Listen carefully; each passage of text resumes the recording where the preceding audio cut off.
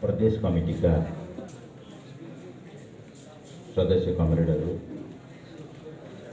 र उपस्थित सम्पूर्ण सहभागी कमरेडहरू,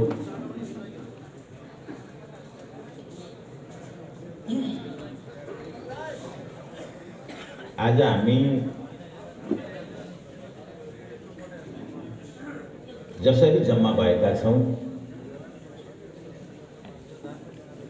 जुन एजेन्डामा जम्मा भएका छौं, जुन एजेन्डामा हामी जम्मा भएका छौं,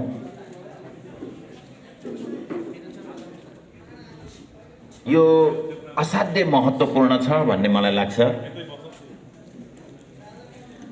यो किन महत्त्वपूर्ण छ भने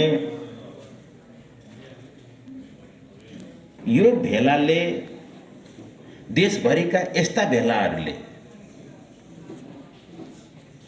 जुन निर्णय गर्छन् वा गर्दैनन्, तिनीहरूले आगामी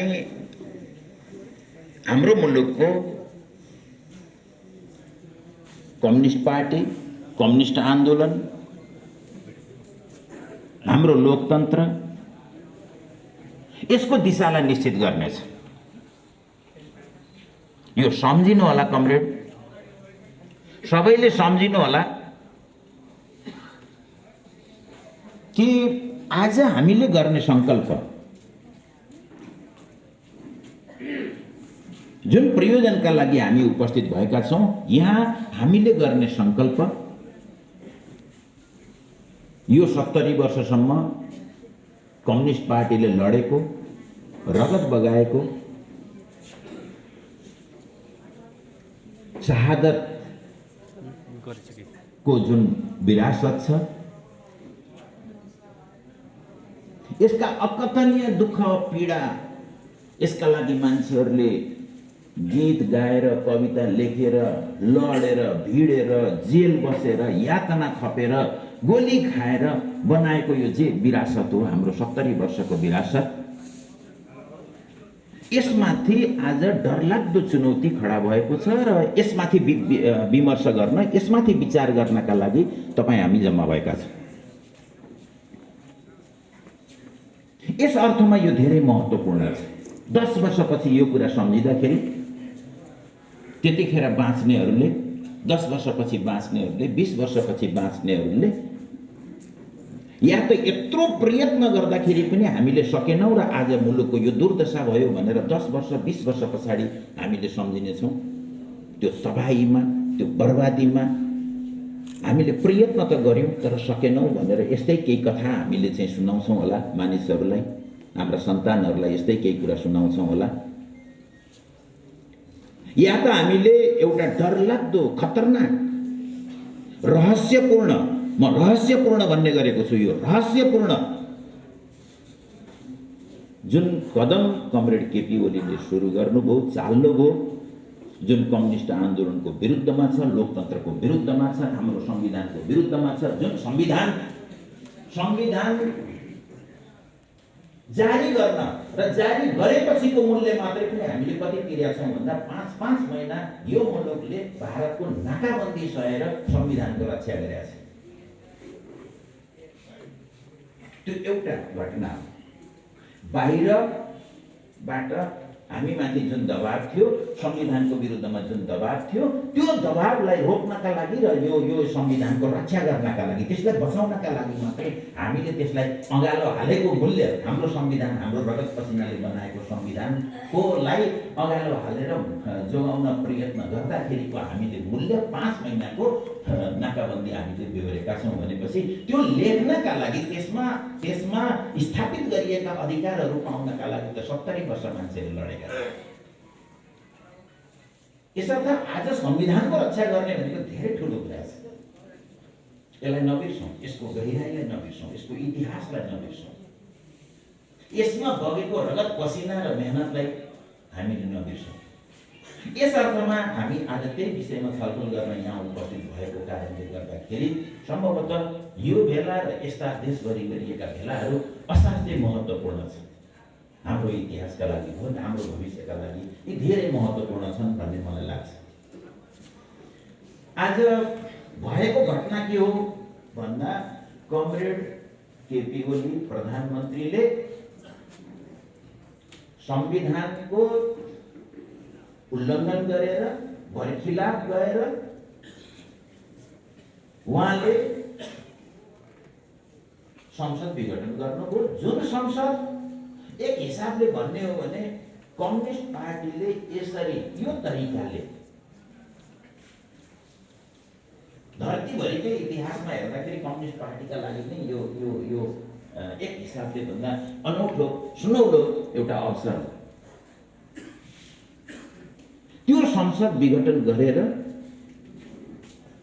कमरेड ओलीले चुनावको घोषणा गर्नुभएको छ र त्यसका पक्ष विपक्षमा छलफलहरू भएका छन्। छलफलको पक्ष विपक्षमा छलफल त भएका छन्, तर छलफल गम्भीर छैन, उत्ताउलो छ, धेरै उत्ताउलो छ, सतही छ, एक खालको प्रहसन छ, जोकरहरूले गरेको जस्तो प्रहसन छ। तपाईले कुरा सुन्नुभयो भने मुलुक आज यत्रो यत्रो सङ्कट बेहोर्दैछ, तर हाम्रा कुराहरू चाहिँ एक हिसाबले भन्दा यो संसद विघटनको पक्षमा गरिएको जुन प्रचार छ, यो प्रचारमा कुनै गुदी छ? बरु एक पछि अर्को झुट, फरेब, असहिष्णुता, गाली गलौज, प्रहसन गरेर यो दुनियाँलाई के सिकाउँदैछौँ भन्दाखेरि चाहिँ हामी नेपालीको चेतना, हाम्रो सांस्कृतिक चेतना, हाम्रो स्तर, हाम्रो सभ्यता, हाम्रो संस्कृतिमाथि हामीले चाहिँ वास्तवमा खेलवाड गर्दैछ। खास गरी कमरेड ओलीले यो बीचमा जे बोल्दै हुनुहुन्छ, संविधानमा लेखिएका कुरामा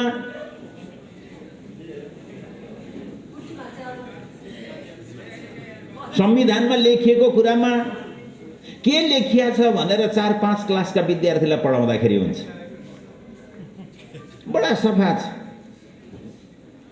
त्यो कुरा भनिँदैन। संविधानको कुन धाराले यो विघटन गर्न दिन्छ यो चाहिँ भनिँदैन, यसमा छलफल गरिँदैन। के भनिँदैछ भने काम गर्न दिएन, घेराबन्दी गरियो। अझ घातक अनैतिक कुरा के गरिँदैछ भने अब एमाले एक ठाउँ हुनुपर्छ, प्रचण्डको पछि लाग्न सकिँदैन। अनैतिक, घोर अनैतिक कुरा हो। मैले के भन्ने गरेको छु भने कुनै बाबा आमाले अरूसँग झुट बोल्न सक्छन् होला, तर आफ्नै छोराछोरीसँग झुट बोल्न सक्दैनन् होला भन्ने लाग्छ मलाई चाहिँ। अनैतिक कुरा गर्न सक्दैनन् होला भन्ने लाग्छ मलाई चाहिँ। हिजो जे कसम खाएर हामीले एकता गरेका थियौँ, कम्युनिस्ट आन्दोलनमा जुन उपलब्धि भनेर कमरेड ओलीले भाषण गर्नु भएको छ, करिब 1 वर्ष 1.5 वर्षसम्म त यो 2/3 पार्टी एकता, 2/3 पार्टी एकता, 2/3 भनेर कतिवटा भाषण उहाँले गर्नुभएको छ। यो सबै कुरा छोडेर आज यो साम्प्रदायिक कुरा हो। आज फेरि हिजोको एमाले बिउताउने भनेको, हिजोको माओवादी बिउताउने भनेको यो साम्प्रदायिक कुरा हो। यो सब आज गरिँदैछ। यो सब गरेर त्यो महाभारतमा यो नरौवा कुञ्जरौवा अश्वत्थामा हतोहत भन्दाखेरि झ्याली पिट्या जस्तो यो सारा झ्याली पिटेर मुद्दामा, खास कुरामा, यो सङ्कटको घडीमा नागरिकले, सारा सचेत जनताले कुरा बुझ्न नपाउनु भनेर, नसकुन् भनेर प्रचारका अनेक वितण्डा खडा गरिएको छ, प्रचार गरिएको छ। यस्तो बेलामा हामीले छलफल गर्न जाँदैछौँ र सत्यलाई स्थापित गर्न प्रयत्न गर्दैछौँ। त्यसका लागि यो भेला आयोजना भएको छ। त्यस अर्थमा यो बढी महत्त्वपूर्ण छ भन्ने मलाई लाग्छ। यसो गर्दा मैले भन्नुपर्ने धेरै कुरा छन्, किनभने मैले अहिले भनिसकेँ। यससँग हाम्रो इतिहास जोडिन्छ, यससँग हाम्रो समाज जोडिन्छ, समाजशास्त्र जोडिन्छ, यससँग हाम्रो मुलुकको अर्थतन्त्र जोडिन्छ, हाम्रो सिङ्गो भविष्य जोडिन्छ। यसले गर्दाखेरि यससँग धेरै कुरा गर्न सकिन्छ। तर म अहिले यहाँहरूसँग कमरेडहरूसँग केही खास मलाई खास लागेका कुराहरू केही राख्न चाहन्छु। के यो व्यक्तिकै झगडा हो? व्यक्तिका रूपमा कमरेड प्रचण्ड र कमरेड माधव नेपाल एकातिर वा झलनाथ प्रचण्ड माधव नेपाल एकातिर वा र ओली कमरेड एकातिरको मात्रै झगडा हो? पदको मात्रै झगडा हो? म त पदकै लागि मात्रै झगडा हो भने पनि त्यो अनौठो कुरा होइन, किनभने सबै पद मेरा। म प्रधानमन्त्री, मैले चुनेका मन्त्री, मैले चुनेका के अरे राजदूत, मैले चुनेका न्यायाधीश, मैले चुनेका अरू राजनीतिक नियुक्ति, सबै जागिर सबै मैले चुनेका हुनुपर्छ। अरूले पद खोज्न हुन्न। अरूले कसैले क्वेसन गर्यो, प्रश्न गर्यो भनेदेखि त्यस पछाडि यी सब पदको पछाडि लागेका छन्, प्रधानमन्त्री हुन नपाएर दौडेका छन् भनेर कसले भन्दैछ भन्दाखेरि जसले प्रधानमन्त्रीको कुर्सी नछोड्नका लागि संविधान समेत च्यातेर जसले कुरा गर्दैछ उनीहरूले के भन्दैछन् भन्दाखेरि यिनीहरूले चाहिँ प्रधानमन्त्रीमाथि आँखा लायो, प्रधानमन्त्रीको कुर्सीमाथि आँखा लायो भनेर उही बढ्ता चिच्याउँदैछ, उही बढ्ता झगडा गर्दैछ। जसले सबै लिएर आएको छ, जसले सबै कसलाई राख्ने कसलाई नराख्ने, यो बिचमा कसलाई के गर्ने, त्यसैलाई मैले एकचोटि मेरो अलि धेरै भएपछि मैले चाहिँ भनेको थिएँ, उतिखेर भर्खर पार्टी एकता भएको थियो क्यारे र पहिलो स्थायी कमिटीको बैठक होला। मैले भनेको थिएँ, कमरेड ओली अध्यक्ष, तपाईले जुन गुटबन्दी गर्नुहुन्छ त्यो भयङ्कर छ। तपाईले मान्छेको थोक खकार टेस्ट गरेर, अझै मैले भन्दाखेरि त बैठकमै भनेको थिएँ, तपाईले थोक खकार रगत वीर्य टेस्ट गरेर यी सबै टेस्टमा आफ्नै गुटको हो भन्ने पत्ता नलागेसम्म तपाईँ कसैलाई पनि छिर्न दिनुहुन्न र अलग गर्नुहुन्छ भनेर मैले पहिलो बैठकमा भने, सम्भवतः पहिलो स्थायी कमिटीमा भनेको थिएँ मैले। त्यसो गर्ने आफूले अनि त्यस पछाडि अरूलाई चाहिँ यो प्रचार जुन गरिँदैछ यो राम्रो भएको छैन। यसले राम्रो संस्कार सिकाउँदैन, यसले नैतिकता सिकाउँदैन, यसले सहिष्णुता सिकाउँदैन, यसले न्याय सिकाउँदैन समाजलाई। आज हामी तिनै विषयमा हामी छलफल गर्न खोजेका हौँ।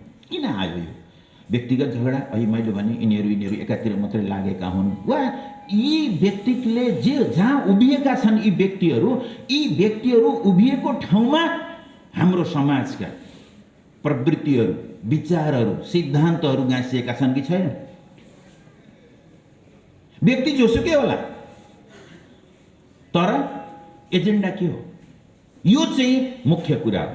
र आज आएर 21औं शताब्दीमा हाम्रो लोकतान्त्रिक आन्दोलनको एकपछि अर्को उपलब्धि लिने यो सारा आन्दोलनको नेतृत्व गरेको नेपाली राजनीति, नेपाली कम्युनिस्ट आन्दोलन, तपाईँ हामी पनि यो कुरा बुझेनौँ भने, बुझ्न सकेनौँ भने निस्सन्देह मुलुकले धेरै नराम्रो, धेरै गलत बाटो लिन्छ। मुलुकहरू बर्बाद भएका छन्। यस्तै कुरा मिलाउन नसक्दा, यस्तै बेलामा राम्रो निर्णय गर्न नसक्दाखेरि एकदम सम्भावना बोकेका मुलुकहरू चकनाचुर भएका छन्, ध्वस्त भएका छन्, टुक्रिएका छन्, राष्ट्रहरू टुक्रिएका छन्, युद्धहरू भएका छन्, साम्प्रदायिक अनेक दङ्गाहरू भएका छन्। अस्थिरता, त्यो एकपछि अर्को अस्थिरता, त्यो सानो अस्थिरता, त्यसपछि ठुलो अस्थिरतापछि अझ ठुलो अस्थिरता, यो अस्थिरताको चपेटमा मुलुकहरू पसेका छन्। गएको संविधान बन्नुभन्दा अगाडि हामी एउटा लामो अस्थिरताबाट गुज्रेर आएका छौँ। हामीलाई सोच्नुहोस् त, हाम्रो जिन्दगी कसरी, राजनीति माथि आगो लागिसकेपछि तल कसरी प्रभावित हुन्छ? मैले त्यही भन्ने गरेको छु। एमाले मिलेर बसौँ। धोरीमा आगो लागिसक्यो, तल्लो तलामा एमाले मिलेर बसौँ भनेर हात जोडेर हाते साङ्लो बनाएर कोही बाँच्नेवाला हो? यो बाँच्ने कुरा गर्दैछौँ हामीले यो। अनि एमालेको इतिहासको गौरवको कुरा गर्ने हो भने त्यो त चेतनाको कुरा होला नि, त्यो त न्यायका पक्षमा उभिएको कुरा होला नि, सही कुराको पक्षमा उभिन सक्ने चेतनाको कुरा होला नि। एमाले हुनुको गौरव हिजो थियो भनेदेखि पनि आज प्रमाणित त सही कुराको पक्षमा भएर देखाउनु पर्ने होला नि त। त्यसो गर्दाखेरि यी सबै कुराभन्दा माथि आज अलि गहन, अलि दूरगामी, अलि गहिरो नजर हामीले लगाउनु पर्छ भन्ने मलाई लाग्छ। म कमरेडहरूलाई त्यसतर्फ अनुरोध गर्छु, जसुकैलाई पनि। मैले भनेको कुरामा सहमत हुनुपर्छ भन्ने होइन, सत्य के हुन् त्यो खोज्नुपर्छ। तथ्यहरूका आधारमा सत्य पत्ता लगाउने भनेर माओ त्से-तुङले भन्नुहुन्थ्यो, लेनिनले भन्नुहुन्थ्यो। यदि त्यसो हो भनेदेखि हावामा हल्लामा स्वयं घनश्याम भुषालले केही बोल्दैछ, मैले केही बोल्दैछु, अर्काले केही बोल्दैछ भने पनि यसले किन बोल्दैछ भन्ने कुरा यदि हेर्न नसक्ने हो भने त्यो माओवादी आन्दोलनको त्यो जनयुद्धको गौरव बोक्नुस् अथवा त्यो एमाले भएको गौरव बोक्नुस्, त्यो व्यर्थ कुरा हो। न्यायको समर्थन गर्न नसक्ने एमाले, न्यायको समर्थन गर्न नसक्ने हिजोको माओवादी, त्यही हो हाम्रो इतिहास।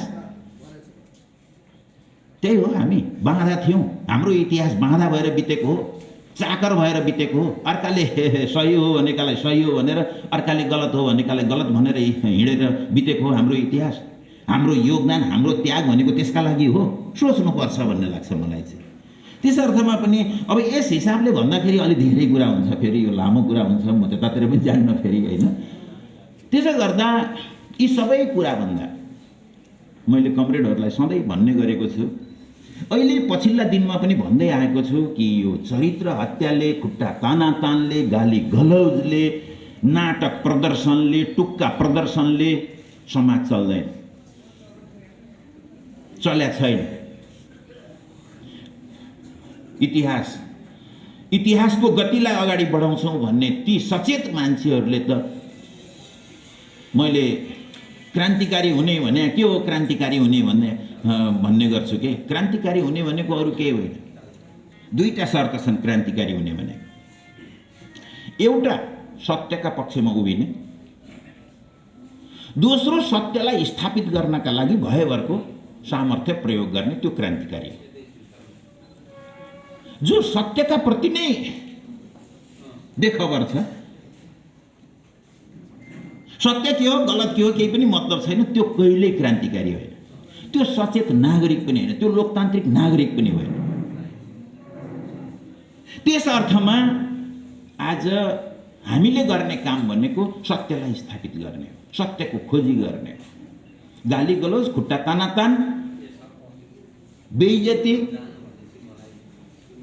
दुनियाँका सामने बेइज्जती, यो बेला त्यस्तो कुराले चल्दैन। हामी गम्भीरतापूर्वक छलफल गरौँ। म फेरि पनि कमरेडहरूलाई अनुरोध गर्छु। र म अहिले भन्दै थिएँ कि यो व्यक्तिको मामला हो अथवा यो कसरी आयो भन्ने बारेमै म थोरै कुरा राख्छु। यसको पृष्ठभूमि के हो, एक। दुई, अहिले भएको के हो, यसको पृष्ठभूमिमा के छ। दुई, अहिले भएको कुरा के हो, अब के हुन्छ र के गर्न पर्छ, यही वरिपरि मैले मेरो कुरा राख्नेछु।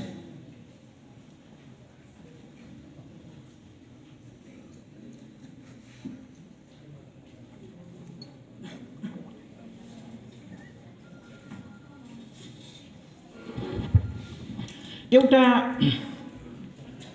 मैले त्यही भन्दै थिएँ कि त्यो व्यक्तिको मामला मात्रै हो कि यसमा अरू धेरै कुरा जोडिएका छन् भन्दा मैले पछिल्लो त्यसमा पनि म धेरै जान्न। 2014 सालमा के भएको थियो भन्दाखेरि महाधिवेशन भयो कम्युनिस्ट पार्टीको,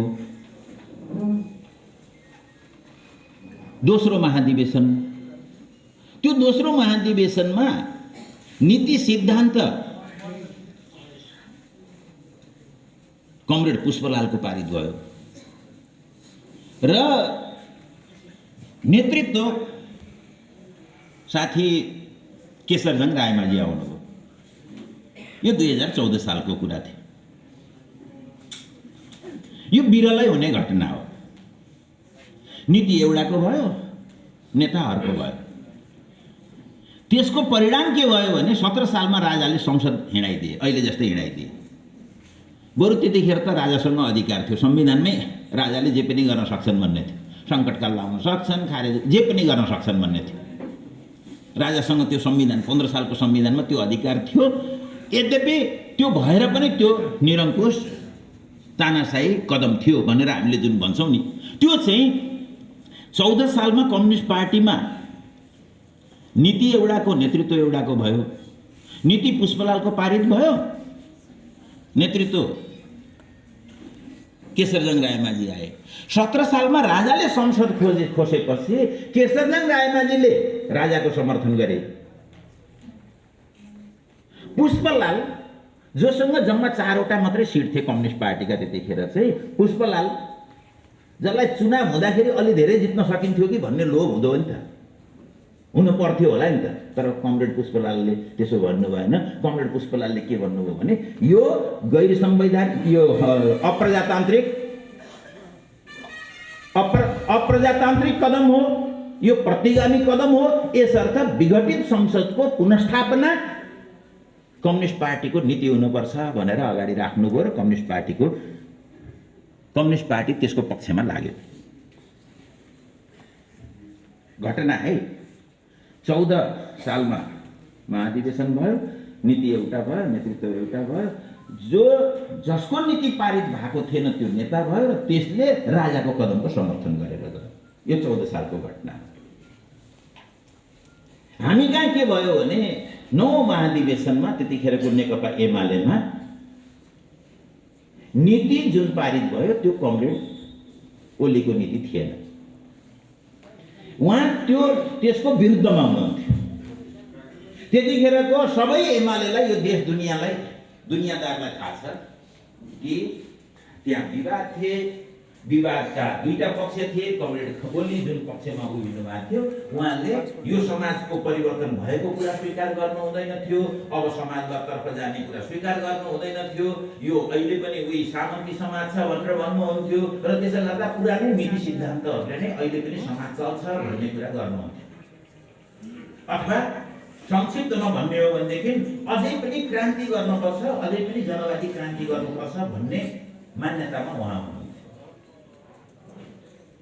8औं महाधिवेशनदेखि त्यही पार्टीमा नेकपा एमालेमा हामीले प्रस्ताव एउटा राखेका थियौँ कि नेपाली समाज जहाँ पुगिसक्यो गएको 60-70 वर्षमा यसलाई हामीले आलोचनात्मक हिसाबले, यसलाई वस्तुगत हिसाबले हामीले अध्ययन गर्न सकेका छैनौँ। समाज परिवर्तन भइसक्यो, हामी कहाँ क्रान्ति भइसक्यो, सामन्तवादको किल्ला ढलिसक्यो। अब क्रान्ति हामीले पुँजीवादी जनवादी क्रान्ति, नयाँ जनवादी क्रान्ति, जनताको बहुदलीय जनवादी क्रान्ति सम्पन्न गरिसक्यौँ। अब हामी जाने समाजवादतिर हो भनेर हामीले अर्को नीति लिएर आएका थियौँ, सिद्धान्त लिएर आएका थियौँ र 8औं महाधिवेशनमा हामीले प्रवेश मात्रै गराएका थियौँ। 9औं महाधिवेशन र त्योभन्दा अगाडि धेरै छलफल भयो र ती दुईटा पक्षहरू थिए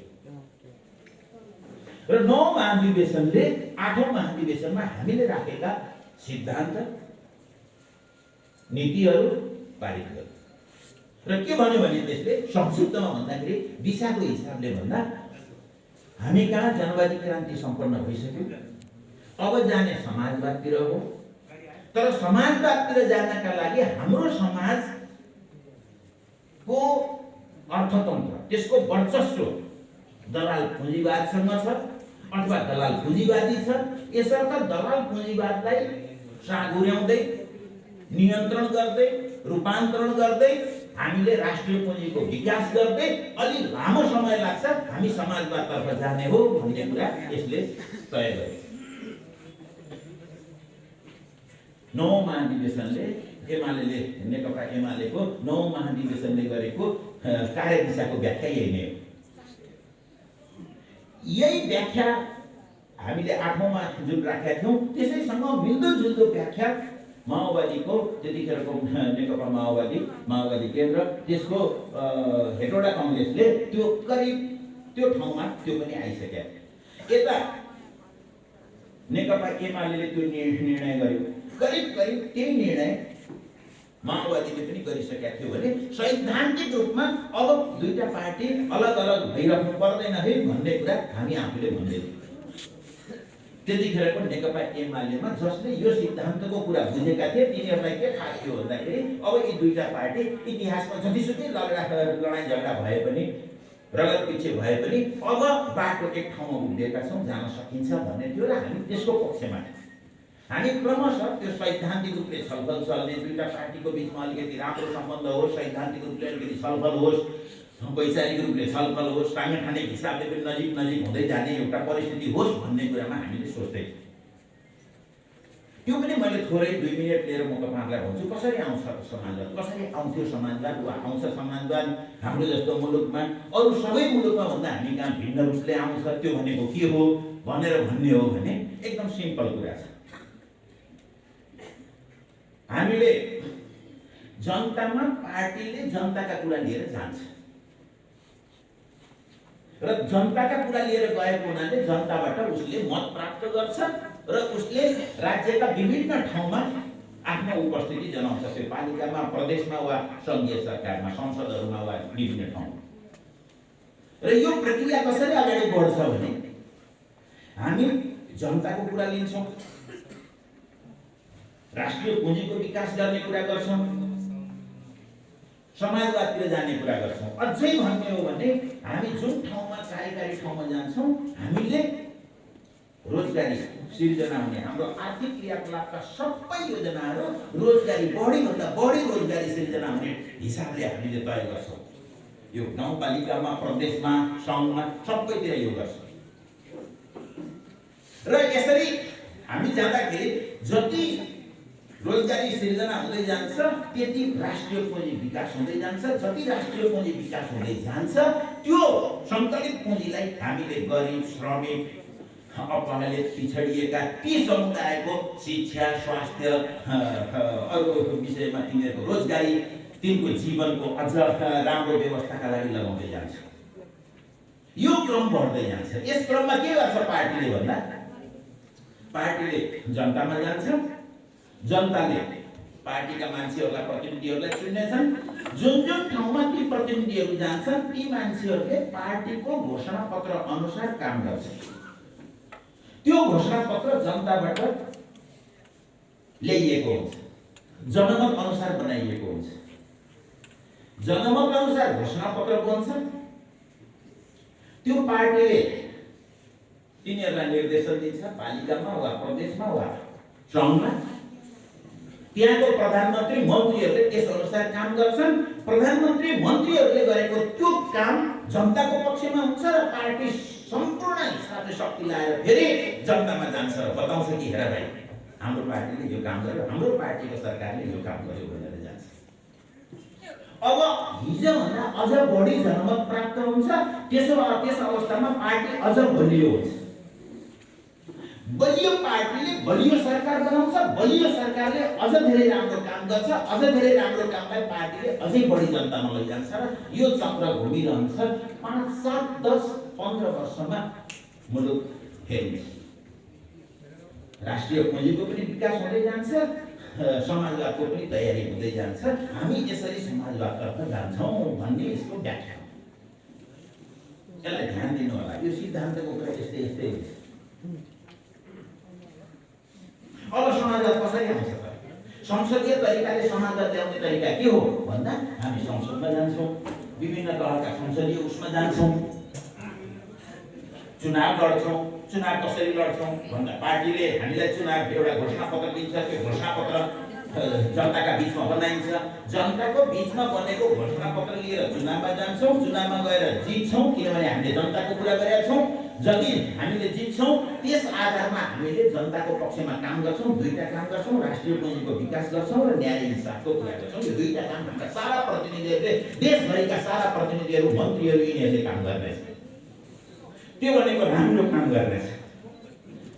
अहिले नै भन्नुहोस् न 400, 500 पालिकाहरूले एकसाथ यो योजनामा काम गर्ने हो भनेदेखि 1 वर्षमा के हुन सक्छ? सबै प्रदेश सरकारले यो योजनामा काम गर्ने हो भने के हुन सक्छ? सङ्घीय सरकारले कम्युनिस्ट पार्टीको सरकारका जस्तै भएर काम गर्ने हो भने के हुन सक्छ? 2 वर्ष 3 वर्षमा त हामीले धेरै कुरा गर्न सकिन्छ, स्थिति फेर्न सकिन्छ। यसरी हामी असाध्यै द्रुत गतिमा अगाडि बढ्दै जान्छौँ। मान्छेका शिक्षाका, स्वास्थ्यका, कृषिका, उद्योगका, रोजगारीका हैन यी सारा समस्याहरूलाई हामी समाधान गर्दै जान्छौँ। बाटो समाजवादमा जाने यो हो भनेर हामीले तय गरेका हौँ। यो कुरा नेतृत्व र नीति फरक परेपछि के भयो भन्दा नेकपा एमालेमै महाधिवेशनपछि महाधिवेशनले के निर्णय गरेको हो भनेर एक आधार कुनै कार्यकर्तालाई बताइए। किनभने त्यो लिडरसिप, त्यो नेतृत्व, त्यो नै नीतिसँग अलग भएपछि, त्यसले नै नीति नलिएपछि त्यो लैजानै परेन। हिजोको एमालेहरूले बुझ्नुहोस्, सम्झिनुहोस्, एउटा कहीँ कार्यक्रम भयो, महाधिवेशनले के निर्णय गरेको हो भनेर कहीँ भयो, केही पनि भयो। 5 वर्ष यसै महाधिवेशनले के निर्णय गरेको हो भन्ने कुरै भयो। केवल नेता चुनेको भन्ने मात्रै स्थापित भयो, हामी अगाडि गयौँ। र यो कारणले गर्दाखेरि हाम्रो समस्या त्यहीँबाट आउँदै र हिजो एमालेमा पनि समस्या यो खालले समस्या बढिराखेको थियो। नीतिगत रूपमा एमाले एकदमै राम्रो निर्णय गरेर गएको थियो। लिडरसिपको हिसाबले भन्ने हो भनेदेखि त्यो हामीले हाम्रो नेतृत्वले त्यो समातेको थिएन, महाधिवेशन समातेन, निर्णयहरूले समातेन। जसरी आजको यो समाजको बदलिदो अवस्थामा पार्टीले जुन हिसाबले जानुपर्ने हो त्यो हिसाबले गइराखेको थिएन, जसका कारणले गर्दा पार्टीमा समस्या बढ्दै थिए। अनि पार्टीमा अध्यक्ष कमरेड नै त्यो नीतिहरूसँग सहमत नरहेपछि,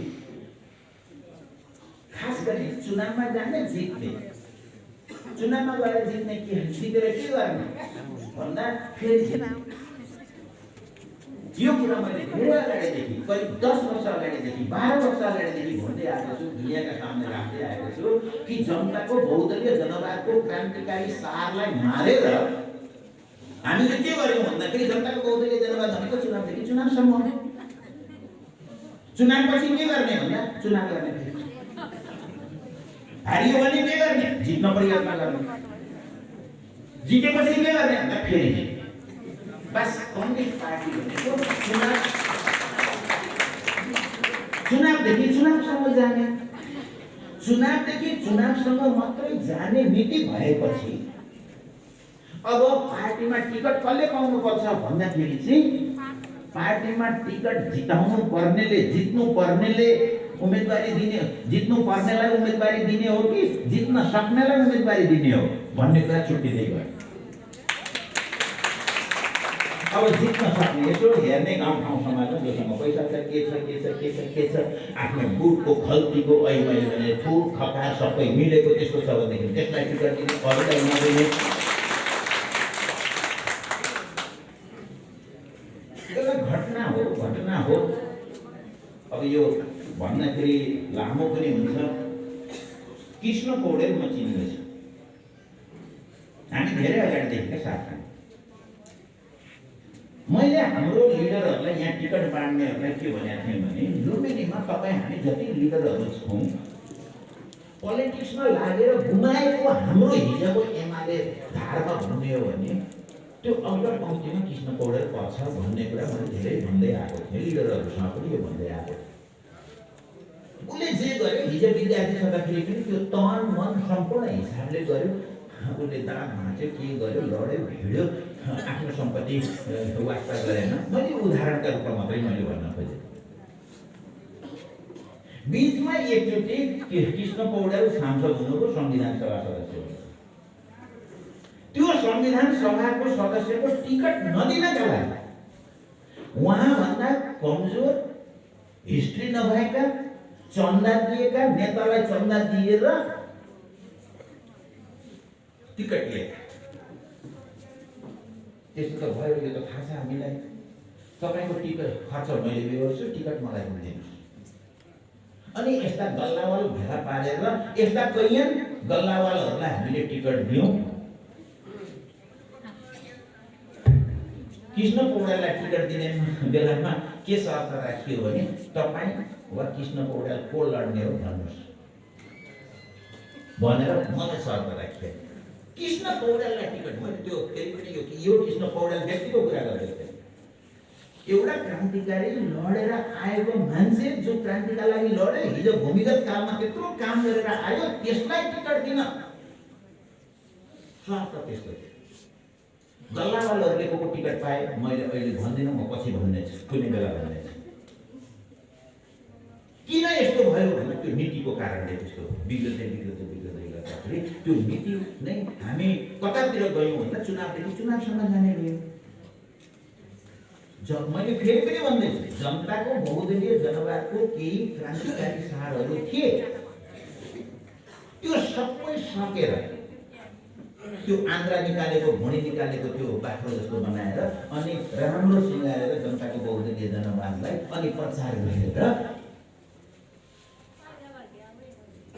हामी अन्त जाँदै, जसले गर्दाखेरि अब विचार सिद्धान्त सङ्गठनमा समस्याहरू आउँदै गए, बैठकमा पनि समस्याहरू आउँदै गए, जसका कारणले गर्दाखेरि बैठकमा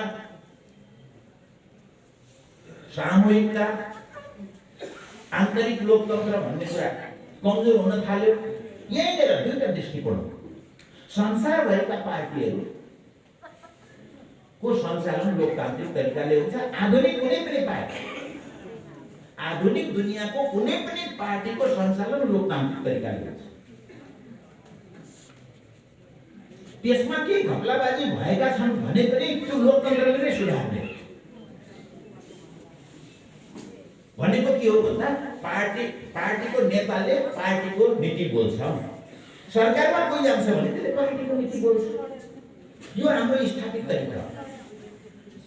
तर कमरेड ओलीमा त्यो समस्या देखियो र उहाँले आफूले भनेको कमिटीले मान्नुपर्छ, आफूले भनेको पार्टीले मान्नुपर्छ भन्ने कुरा उहाँमा असाध्यै जब्बर हिसाबले रह्यो र उहाँ त्यसको पक्षमा उभिनुभयो। म यो अहिलेको कुरा गर्दै छैन, प्रचण्डको पछि लाग्न सकिन्छ भन्ने बेलाको कुरा गर्दै छैन। म कमरेड ओली एकल अध्यक्ष हुँदाखेरिको कुरा गर्दैछु। समूहमा चल्ने कि एक्लै चल्ने भन्ने कुराको विवाद हामीभित्र थियो। उहाँ बैठक एजेन्डाहरू आफ्नै हिसाबले राख्ने, एजेन्डा राख्न नदिने कति भए, त्यसका कतिवटा दस्तावेज मैले पेश गरेको छु। त्यो त्यतिखेर मिडियामा हेर्नेलाई जान्नेलाई थाहा छ, आवश्यक पर्दाखेरि पछि निकाल्नु। बैठकहरू राम्ररी चल्दैन। उदाहरणको रूपमा मैले एउटा घटना भन्छु। एकचोटि हामी एमाले छँदै स्थायी कमिटीको बैठक हो, यस्तै केही विवाद भयो। कसरी चल्ने, समूहले चल्ने कि व्यक्तिले चल्ने भन्नेमा विवाद हुँदै गएपछि मेरो र अध्यक्ष कमरेडकै बिचमा बहस चल्दै थियो। उहाँ अलिकति झोकमा आउनुभयो, उत्तेजित हुनुभयो र तपाईँलाई कारवाही गरिदिन्छु भन्नुभयो। मैले भने कारवाही कसरी गर्नुहुन्छ? तपाईँ जसरी आउनुभयो म पनि त्यसरी आएको, महाधिवेशनले सुनेको। तपाईँलाई पनि भोट दिएर मलाई पनि भोट दिएर दुईटैले प्रयत्न गर्यौँ। तपाईँलाई हुन नदिन पनि मैले प्रयत्न गरेँ, मलाई आउन नदिन पनि प्रयत्न गरियो। दुईटैको दुर्भाग्य के हो भने दुईटै आइयो। त्यसो गर्दा तपाईँले जसरी आउनुभयो म पनि त्यसै गरी आएँ भनेपछि तपाईँले मलाई कारवाही गर्नुभयो भने म पनि तपाईँलाई कारवाही गरिदिन्छु भनेर मैले भने हाम्रो छलफलको कुराकानी त्यस्तोसम्मको कुरा हुन थाल्यो कि हाम्रो बिचमा चाहिँ। भनेको राम्रो भएन, एउटा राम्रो पार्टी चल्दै थियो, चल्ने तरिका भएन। उहाँ फेरि झोकमा आउनुभयो, कसरी चल्छ यो बैठक भन्न थाल्नुभयो। यो त तपाईँ अध्यक्ष हुनुहुन्छ, तपाईँले म्यानेज गर्ने हो भनेपछि उहाँ रिसाएर बैठकबाटै हिँड्नुभयो, बैठक नै आउनुभयो। त्यसपछि त्यो बैठक त्यतिकै अन्त्य भयो। फेरि अर्कै बैठक अर्कै सन्दर्भमा आयोजना भयो। यस्ता घटनाहरू हाम्रो हिजो पनि हुँदै थियो। र पछि जब हामी एकता भयौँ, एकता भएपछिको कुरा के छ भन्दाखेरि चाहिँ हिजोका त्यही कुरा एकजनाले सबै चलाउने हो। जस्तो त्यो अमेरिकाको चुनावमा हुन्छ नि, पार्टीले टिकट दियो, त्यस पछाडि सबै त्यसैले गर्छ क्या। त्यसले चुनाव प्रचार पैसा जम्मा गर्ने, के गर्ने नीति, आफ्ना 10, 15, 20 हजार कर्मचारी उसैले छान्ने, यो सबै भइदिन्छ। पार्टी केही पनि गर्दैन, त्यो एउटा तरिका हो। तर कम्युनिस्ट पार्टीको तरिका, अरू सबै लोकतान्त्रिक पार्टीको तरिका, स्वयं त्यो अमेरिकाका पार्टीहरूको पनि तरिका, त्यो टिकट दिने पार्टीहरूको पनि आन्तरिक सञ्चालनको कुरा गर्नुहुन्छ भनेदेखि कसरी चल्छ भन्दा कुनै पनि एजेन्डामा छलफल हुन्छ, छलफल भएपछि यो सकेसम्म सर्वसम्मति हुन्छ, सर्वसम्मति भएन भने अल्पमत बहुमत गरेर हुन्छ। यही होइन तरिका, संसारभरि यही तरिका होइन। लोकतान्त्रिक संस्था तरिका, सहकारी चल्ने तरिका पनि यो, गाउँपालिका चल्ने तरिका त्यही हो, वन समिति खुला समिति चल्ने तरिका पनि त्यही हो। तर हाम्रो पार्टीमा कमरेड ओलीको सोच विचार कस्तो रह्यो भने, विचारकै कुरा भयो, उहाँको विचार कस्तो रह्यो भन्दाखेरि यो मैले सम्झेँ, उहाँलाई मन परेन भने भएन। हिजो एकजना नेताले मैले भाषण गरेको सुने, नेता यस्तो हुनुपर्छ ओली जस्तो, बोलेपछि बोल्यो नेताले भने, केन्द्रीय कमिटीको सदस्यले बोल्नुभयो। यसै हेर्दाखेरि त रमाइलो तरिका त हो, रमाइलो कस्तो कस्तो बोल्दा रहेछन् रमाइलो भनेर हेर्दाखेरि रमाइलो कुरा हो। तर यो समाज हाँक्ने तरिका हो। यो हाम्रो बिचमा रहेको तरिका के हो भने, यो व्यक्तिको कुरा भन्दा पनि दुईटा प्रवृत्तिको तरिका हो। अरू कमिटीको बहुसंख्यक कमरेडहरू पार्टी समूह सामूहिकता जनवाद अन्तर पार्टी जनवाद यसको पक्षमा रहनुभयो भने कमरेड ओली यसको पक्षमा रहनु भएन। बहस यहाँ हुन पर्यो। लोकतन्त्र शोकतन्त्र यो सबै कुरा देखाउने कुरा हो, भन्ने कुरा हो, बहुदलीय जनवाद भन्ने कुरा हो, देखाउने कुरा हो। मुख्य कुरा त मैले भनेको हुनुपर्छ भन्ने हो, भन्ने एउटा कुरा। यसलाई समर्थन गर्ने हो भने पनि यही ठिक लाग्छ भने पनि बुझेरै गर्नु, यही ठिक हो, यही राम्रो हो, यसरी चल्छ समाज होइन, दुनियाँ यसै गरी चल्छ भनेर लाग्ने कुरा एउटा कुरा हो। यदि त्यसो होइन भने कुरा के हो भन्दा समूहको सामूहिकताको दुनियाँ कुरा हो। यो पछिल्लो एकता भइसकेपछि पनि हुँदै के आयो भन्दा यस्तैमा कचिङ्गल हुँदै आयो। कमरेड ओली बैठकमा नजाने, सुरुमा भन्ने भनेदेखि त चुनाव भएर पार्टी एकता हुँदा यो पार्टीमा एकजना मान्छे कोही कमरेड ओलीको विरुद्धमा बोल्न सक्थ्यो? बहुत कम मान्छेले मात्रै प्रश्न उठाउँ, थोरै मान्छेले मात्रै प्रश्न उठाउँ। अरू साथीहरूलाई के लाग्थ्यो भने तिनको ज्यान खतरामा छ जस्तो लाग्थ्यो। भनेको उहाँको लोकप्रियता यस्तो थियो कि उहाँको विरुद्धमा कसैले पनि सोच्दैन। प्रचण्ड, माधव नेपाल, झलनाथ खनाल कोही पनि बहुत थोरै मान्छेहरूले मात्रै बहस गर्थे कमरेड ओलीसँग। हुँदा उहाँको व्यवहारले के गर्दै गर्यो भने जो नजिक आउँछ ठुङ्दै गर्नुभयो, जो नजिक आउँछ ठुङ्दै गर्नुभयो, जो नजिक आउँछ ठुङ्दै गर्यो। उहाँले भनेको मान्नेहरू ठिक छ, उहाँले भनेको कुरामा प्रश्न गरेपछि त्यसले ठुङ्गै खायो। नजिक आएको थियो उतातिर गयो, एउटाले खायो, दुईटाले खायो। सचिवालयमा उहाँ अल्पमतमा पर्नुभयो, उहाँले ठुङ्गेरै हो। उहाँले अल्पमतमा आफै अल्पमतमा पर्नु, त्यत्रो स्ट्यान्डिङ कमिटीमा उहाँ अल्पमतमा पर्नु, सेन्ट्रल कमिटीमा उहाँ अल्पमतमा पर्नु। सांसदको टिकटको हस्ताक्षर त हिजोको एमाले सबैलाई उहाँले नै गर्नुभएको। 6 महिना 7 महिनासम्म 8 महिनासम्म अगाडिसम्म पनि सांसदहरूमा सामान्यतया उहाँकै पक्षमा बहुमत देख्ने मैले देख्दाखेरि।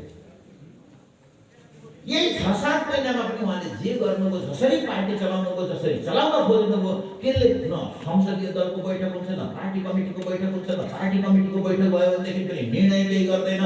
त्यसलाई सारे आफैले अध्यक्ष हुनुहुन्छ बैठक आउनु नभन्दैन। के लाग्छ कसरी चल्यो होला भन्नुहोस् न? पार्टीको अध्यक्ष छ, बैठक आउँदैन। बैठक बस्दै थियो, उसलाई मन परेन छोडेर विषयमा हिँड्थ्यो। त्यो यहाँको तल खुला पानीको कमिटीको बैठक होइन, त्यो कुन बैठक हो भन्दाखेरि सत्ताधारी पार्टीको सचिवालयको बैठक छ, स्ट्यान्डिङ कमिटीको बैठक छ। ती बैठक समेत हाम्रो व्यवस्थित हुन सकेन, वातावरण भएन। अस्ति भदौसम्मको एउटा बैठक, असार साउन भदौको बैठक त 80 दिन बैठक छ। 80 दिन 30 दिन 40 दिन उहाँ आउनु न भन्नुभयो, अरू सबै हस् आइदिनुहोस्, हजुर आइदिनुहोस् भनेर निवेदन हाल्नुपर्ने, उहाँलाई बैठकमा ल्याउनकै लागि पनि महाभारत हुँदै गयो। यस्तै चल्दै गयो, यस्तै चल्दै गयो, यस्तै चल्दै गयो, विवादहरू बढे। खास गरी अलिक विवाद कहाँबाट आयो, काम गर्न दिए कि दिएनन् भन्ने कुरा एउटा हेर्नुहुन्छ भने वैशाखमा हो क्या, वैशाखमा कमरेड ओलीले प्रधानमन्त्रीले एउटा अध्यादेश ल्याउनुभयो क्याबिनेट। त्यो क्याबिनेटमा बैठकमा अध्यादेश के थियो भन्दाखेरि चाहिँ अहिलेको कानुन अनुसार पार्टीहरू विभाजित हुन पर्यो भने दल सम्बन्धी व्यवस्थाको कानुनको व्यवस्था के छ भन्दाखेरि दलहरू विभाजित हुन पर्यो भने कोही एकजनाले राजीनामा गरेर हिँड्यो भने हिँडिहाल्यो, 2 जना 4 जनाले राजीनामा गरेर हिँड्यो भने हिँडिहाले। होइन, पार्टी विभाजित हुने हो भने कुनै पनि दलको पार्टीमा, पार्टीको केन्द्रीय कमिटीमा र संसदीय दलमा 40% भोट रहेको, 40% दुईटै ठाउँमा संसदीय दल र पार्टीमा 40% भएको दल वैधानिक दल हुनेछ। तर यसरी 40% पुर्याएर गएको दलले झण्डा, ब्यानर, नाम आदि इत्यादि श्री सम्पत्तिमा दाबी गर्न पाउने छैन भनेर लेखेको छ क्या त्यहाँ। वैशाखमा के अध्यादेश ल्याइदिनु हो भन्दाखेरि उहाँले चाहिँ संसद जस्ट आउँदै थियो, फेरि संसद आउँदैवाला छ, उहाँले के ल्याइदिनु हो भने पार्टी वा संसदीय दलमा वा पार्टी र दलमा, संसदीय दलमा भन्ने ठाउँमा पार्टी वा दलमा भनेको एकातिर मात्रै भएपछि पार्टी विभाजित हुन पाउने भनेर उहाँले ल्याउनु भयो। यो अस्वाभाविक थियो, गलत थियो। त्यो कुराको त्यो क्याबिनेट भित्रै विरोध भयो, उहाँले मान्नु भएन, हामीहरूले विरोध गर्यौँ, यो नल्याउँ, यो गलत कुरा हो। उहाँले भन्दाखेरि त्यहाँ भनेको चाहिँ अरू पार्टीका लागि हो भन्नुहुन्थ्यो। मलाई सम्झना छ, सपेराको मृत्यु साँपले टोकेर हुन्छ, त्यस्तो क्वाल नबोल्नु, त्यो झ्याल नबोल्नु, हाम्रैलाई लागु हुन्छ यो भनेको थिएँ मैले। खै उहाँले ल्याउनेको त्यसको विरोध भयो। त्यसको विरोधमा पार्टी स्ट्यान्डिङ कमिटीका 20 जना सदस्यहरूले बैठकमा माग गरे। यो गलत भयो, तुरुन्तै यो फिर्ता गर्नु पर्यो, यो आफ्नै पार्टी फोड्ने षड्यन्त्र हो। किनभने कमरेड ओलीको त्यतिखेरसम्म संसदीय दलमा 40% छ भन्ने उहाँलाई लागेको थियो, पार्टीमा भएन भन्ने मान्यता, यो बुझाइ स्थायी कमिटीका सदस्यहरूको भयो र उहाँहरूले 20 जनाले बैठक माग्नु। त्यसपछि विवाद बाहिर आयो, सबभन्दा बढी विवाद त्यस पछाडि बाहिर आयो, तपाईँहरूले देखिराख्नु भएको छ। त्यस पछाडि चाहिँ स्थायी कमिटीको बैठक पछि बस्यो, त्यो बैठक चाहिँ 80 दिनसम्म चल्यो, अनि तानातान भयो, दुनियाँ कुरा गरेपछि फेरि वास्तवमा भन्नुहुन्छ भने स्थायी कमिटीले त आत्मसमर्पणै गरेको। त्यसले के भन्यो स्थायी कमिटीले 26 गते, भदौ 26 गतेको निर्णय भन्दाखेरि चाहिँ अध्यक्ष पनि तपाईँ नै हो, प्रधानमन्त्री पनि तपाईँ नै हो, सबै कुरा तपाईँ नै हो, तर कमसे कम यो कमिटीको पार्टीको मानमनी त राखिदिनुहोस् कमरेड भनेर प्रतिवेदन लेख्यो र अनि बैठक अन्त्य गर्यो। ए होइन, त्यो 26 गतेको बैठकको अन्त्य तपाईँ त्यो दस्तावेज हेरिदिनुहोस् त।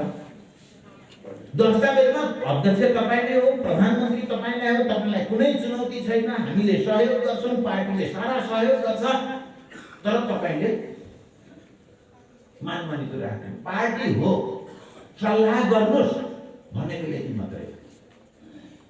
जब बैठक सकियो त्यस पछाडि फेरि उही पहिलेकै रोग सुरु भयो। उहाँले कमिटी बैठक यो सब कुरा मान्नु भएन।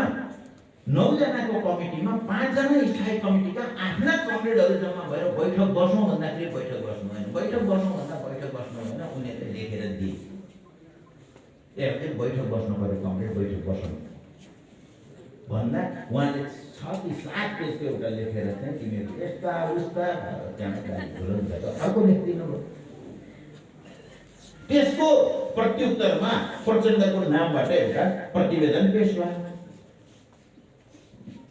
त्यसमा सहमति असहमति विवाद बहस हुन सक्छ, तर पार्टीभित्र उड्दै गरेका हुँदै गरेका छलफल चल्दै गरेका विभिन्न कुराहरूलाई राखेर प्रचण्डले एउटा प्रतिवेदन राख्नुभयो। अनि त्यो प्रतिवेदनमाथि उहाँले 38 पेजको फेरि 19 पेजको प्रचण्डजीले राख्नुभयो, 38 पेजको फेरि ओली कमरेडले हालिदिनु। मलाई राम्रै लाग्यो, फेरि कमसेकम बहसमा आए है नेताहरू। आफ्ना कुरा भने ठिकै भयो, अब बैठक बस्दा कसका कुरा ठिक हुन् कसका कुरा गलत हुन् भन्ने कुरा चाहिँ निश्चित हुन्छ के भयो त भन्ने लागेको थियो मलाई। अरू कमरेडहरूलाई पनि त्यस्तो लागेको थियो। आफूले 38 पेज लेखेपछि के भन्नुभयो भन्दाखेरि चाहिँ यो 19 पेजको फिर्ता लिन्छ भने बैठक बस्छु, नत्र बस्दैन। घटना हेर्नुहोस् है, मरिजाउँ भन्छन् नि। मैले वास्तवमा कुनै त्यसमा कुनै घटी कुनै बढी नगरिकन भन्दैछु। आफूले 19 पेजको प्रस्तावको 19 पेजको प्रतिवेदनका विरुद्धमा 38 पेजको डकुमेन्ट लेख्नुभयो। आफूले लेखिसकेपछि अब यो 19 पेज फिर्ता गर्दैनस् भने म बैठक बस्दिनँ। त्यही होइन विवाद, अहिले पछिल्लो विवाद उहाँहरूको त्यही विवाद अथवा पार्टीभित्रको विवाद त्यही।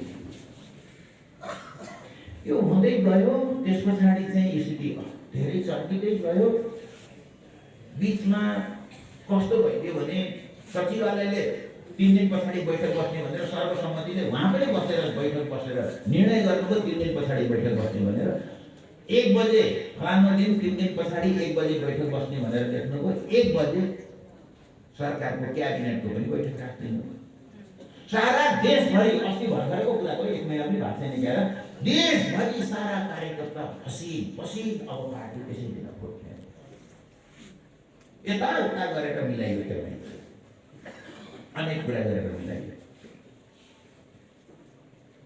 त्यो मिलाएको भर्खर मिलाएको मात्रै के थियो, यता कमरेडले फेरि अध्यादेश त्यही वैशाखमा फिर्ता भएको अध्यादेश फेरि एउटा 2टा अध्यादेश थिए, त्यसमध्ये एउटा अध्यादेश फेरि ल्याइदिनु।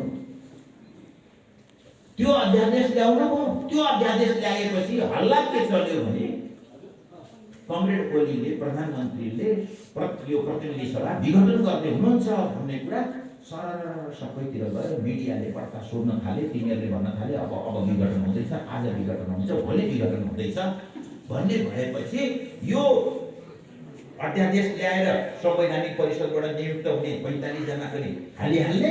त्यस पछाडि चाहिँ संसद विघटन गरेर चुनावमा जाँदै हुनुहुन्छ। उहाँलाई बाँकी रहेका अख्तियार शक्तियार यताउता राखेर भोलि चुनावमा पनि फर्काउन, गिरफ्तार गर्न, के गर्न, सबलाई थर्कमान पारेर चुनावमा जानका लागि उहाँले तयारी गर्दै हुनुहुन्छ भन्ने कुरा हल्ला भएपछि संसदीय दलका 83 जना साथीहरू मिलेर राष्ट्रपतिका संसदको आह्वान गर्देऊ भनेर चिठी लिएर पुगेछन्। भीमरावजी र पम्फा भुषाल राष्ट्रपतिमा जानुभयो 83 जनाको चिठी बोकेर, के अरे सही बोकेर संसदको आह्वान। संसद बस्नु पर्यो, कोरोना आदि इत्यादिमा छलफल गर्ने भनेर। किनभने संसद सुरु भयो भने विघटन गर्न पाइँदैन। त्यसो गर्दा प्रधानमन्त्रीले विघटन गर्दैछन् भनेको संसद बचाउन सकिन्छ कि भनेर ती साथीहरू त्यहाँ पुगे। अब सङ्कट सुरु भयो। राष्ट्रपतिका हाम्रा 2 जना कमरेडहरू चिठी लिएर पुगेका छन्। स्ट्यान्डिङ कमिटीको बैठक बोलाएको, स्ट्यान्डिङ कमिटीको त बैठक म बैठकमा पुग्दाखेरि त के हो एकदम झोक्राएर बसेका छन्, सबै के भइरहेको छ भन्दाखेरि त उहाँ 2 जना यसरी पुगेर भन्ने कुरा भयो। मैले नै हो पहल गरेँ। म गएर हाम्रो शङ्कर पोखरेल सुभाष नेमाङहरूसँग भने उहाँहरू 2 जनालाई बोलाएर कि होइन यो रोक कसरी रोक्ने हो भनेपछि मैले के भने त्यो अध्यादेश पनि फिर्ता गरौँ, यो राष्ट्रपति कहाँ गएको समावेदन पनि फिर्ता गरौँ भन्दा उहाँहरूले ठिक हो भन्नु, यो बढ्ता रोकौँ भन्ने कुरा भयो। मैले कमरेड प्रचण्डसँग गएर सोधेँ यसो गर्दा के हुन्छ यो समस्या समाधान गरौँ भन्दा उहाँले फिर्तै गर्नुहुन्न। त्यो बेकार कुरा हो। गर्छु भन्नुहुन्छ, गर्नुहुन्न भन्नुभयो। गर्नुभयो भने फिर्ता गर्ने त भन्दा कुरा गर्नुहोस् न भन्नुभयो। त्यसपछि फेरि म शङ्करजी सुभाषजी भएर प्रधानमन्त्रीसँग गएर 1.5 घन्टा कुराकानी गरेपछि उहाँले फिर्ता लिन तयार हुनुभयो। त्यसपछि हामी बैठकमा आयौँ। बैठकमा यी दुईटै कुरा फिर्ता गर्ने भन्ने निर्णय भयो। उहाँले भन्नुभयो अथवा सर्वसम्मत निर्णय भयो, अध्यादेश पनि फिर्ता गर्ने, यो समावेदन पनि फिर्ता गर्ने। समावेदन फिर्ता गर्ने 5 घन्टा राष्ट्रपति कार्यालयमा यो आजै हिजो त्यति धेरै नोटिस भएन, तर इतिहासमा यो नोटिस हुनेछ, धेरै ठुलो नोटिस हुनेछ। सांसदहरू राष्ट्रपति कहाँ गएर 5 घन्टा पर्खिँदाखेरि त्यो समावेदन दर्ता भएन। तर अध्यादेशहरू, जुन अध्यादेश पहिले अहिलेको मैले अध्यादेशको कुरा गरेँ, त्यो क्याबिनेटमा पनि थाहा छैन। हामीलाई चाहिँ भनिँदैछ कि चाहिँ पत्रकारले सोध्दैछन् अध्यादेश आयो रे, होइन आएको छैन भन्दैछौँ हामी चाहिँ। एकैछिनपछि त अध्यादेश आएकै रहेछ। अध्यादेशहरू यसरी आउने, त्यस्ता अध्यादेशहरू मन्त्रीहरूलाई जारी भएपछि थाहा हुने, राष्ट्रपतिबाट जारी भएपछि मन्त्रीहरूलाई अध्यादेशको थाहा हुन्छ। तर सांसदहरू गएर 5 घन्टा 6 घन्टा पर्खिँदाखेरि चाहिँ समावेदन दर्ता हुँदैन। यो कुरा पछि छलफल होला कुनै दिन। तर जे होस्, उहाँहरू फर्किनुभयो। तर त्यही अध्यादेशमा टेकेर कमरेड ओलीले 45 जनाको निर्णय गरिदिनुभयो। फिर्ता गर्छु भन्नुभयो, फिर्ता गरिदिनु भएन। वास्तवमा मैले त्यतिखेर पनि भनेको थिएँ यो त चिटिङ भयो। त्यस हिसाबले भने म त जमानत बसेको थिएँ त्यहाँ चाहिँ यो दुईटा फिर्ता गर्ने कुरा मैले सुरु गरेँ। फिर्ता गर्छु भन्नुभयो, फिर्ता गर्नु भएन। आफ्नै कमरेडसँग, कमिटीसँग हामी कति झुट बोल्यौँ, कति साँचो बोल्यौँ, कसरी चलायौँ त्यो पार्टी कमिटी, कसरी यो चल्यो होला, यो 1 गतेको कुरा भयो। अस्ति पुस 1 गतेको यो कुरा। त्यस पछाडि पनि यो विवाद त चलेकै थियो। बैठक बस्ने नबस्ने कुरा चलेकै थियो। उहाँले अड्के त्यो 19 पेजको फिर्ता नभइकन म बैठकमा आउन्न भनेर भनिराख्नु भएको थियो। यसलाई कसरी मिलाउने भनेर चाहिँ हामी छलफल गर्दै थियौँ। खास गरी शङ्करजीसँग म अलि लामो समयदेखि 1 हप्ता 2 हप्तादेखि चाहिँ छलफल गर्दै थिएँ। हामीले एउटा रोड म्याप बनायौँ र 4 गते राति 8 बजे कमरेड शङ्कर पोखरेल र म वहाँ गयौँ प्राइम मिनिस्टरसँग, प्रधानमन्त्रीसँग र भन्यौँ कि यो समस्यालाई समाधान गरौँ। तपाईँ प्रधानमन्त्री नै रहनुहुनेछ। महाधिवेशनपछि तपाईँले छोड्छु भन्नुभएको छ। महाधिवेशन अहिले सम्भव छैन। माघमा हामी राष्ट्रिय सम्मेलन गरौँ, त्यहाँ तपाईँले छोडिदिनुहोस्। सङ्घीय मन्त्रीमण्डलका मन्त्रीहरू अलिकति आधार बनाउँ। 3 चोटि 4 चोटि जितेर आएका सांसदहरू मन्त्री भएका छैनन्। खल्तीका मान्छेलाई टिकट दिएर ल्याएका मान्छे मन्त्री भएका छन्, के भएका छन्, यो सुधारौँ। सङ्घीय मन्त्रीमण्डल, प्रादेशिक मन्त्रीमण्डल पनि हामीले यही पुस माघभित्र चाहिँ सुधारिसकौँ। जिम्मेवारी नपाएका तमाम साथीहरूलाई जिम्मेवारीको व्यवस्था गरौँ। एकीकरणका जति बाँकी कामहरू छन् त्यो टुङ्ग्याउँ र माघमा पुगेर एउटा राष्ट्रिय सम्मेलन गरौँ। त्यसमा तपाईँले छोडिदिनुहोस्, तपाईँ प्रधानमन्त्री चलाउनुहोस्, तपाईँले अध्यक्ष छोडिदिनुहोस् भन्ने कुरा हामी दुईटैले सँगै राख्यौँ। शङ्कर पोखरेल र मैले सँगै राख्यौँ। 11:30 जति बजेपछि उहाँले ठिक छ, टाइम छ, सोचौँला भन्नुभयो। म हिँडेँ। बिहान म उठ्दै एकजना साथीले, त्यही बालुवाटारमै संलग्न साथीले चाहिँ फोन गर्नुभयो। आज प्राइम मिनिस्टरले विघटनतर्फ जाँदै हुनुहुन्छ, के उपाय छ भने बचाउँ, सत्यानाश हुँदैछ, के उपाय छ भने बचाउँ, हामीले सकेनौँ भनेको बुझ्नुपर्ने कुरा के छ। यहाँनिर मैले यो कुरा भनेको भने कमरेड ओली बाहेक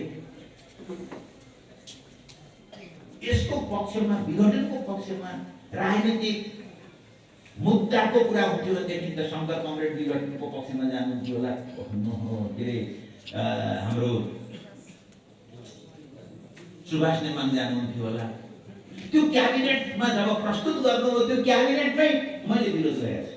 कमरेड, यो सामूहिक आत्महत्या, यो 70 वर्षको कम्युनिस्ट पार्टीको लिडरसिपले आज गर्ने यो निर्णय सामूहिक आत्महत्या हो। कम्युनिस्ट पार्टीको आत्महत्या हो, यो नगरौँ। प्रदीप कमरेडले पनि भन्नुभएको छ त्यहाँ, प्रदीप ज्योमाले राजनीतिक र संवैधानिक हिसाबले पुष्टि हुने काम गर्नुपर्छ भन्नुभएको छ। भनेको राजनीतिक र संवैधानिक हिसाबले यो पुष्टि हुने कुरा होइन भन्ने कुरा त मन्त्रीमण्डलमा अहिले कमरेड ओलीसँगै रहेको कमरेडले भनिराख्नु भएको थियो, त्यही क्याबिनेटमा भन्नुभएको छ। पुष्टि हुँदैन।